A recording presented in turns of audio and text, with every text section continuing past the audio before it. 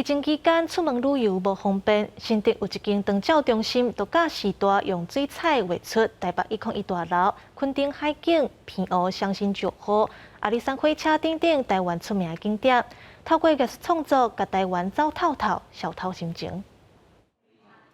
时代用画笔画出心目中的阿里山火车，阁有偏湖出名的石湖。受到疫情影响，这间长照中心的时代已经要3年无法度出门旅游，消透心身。即马机构安排因透过画图，用无同款的方式，行一段环台旅行。这幅画是我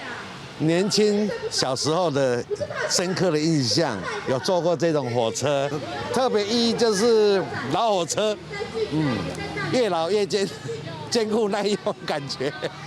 画比较好，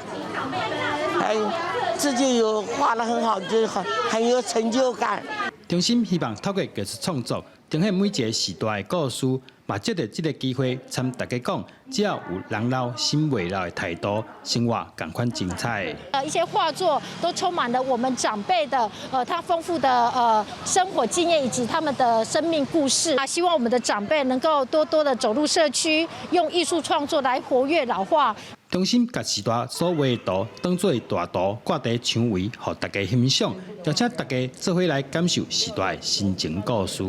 记者刘君豪，新竹报道。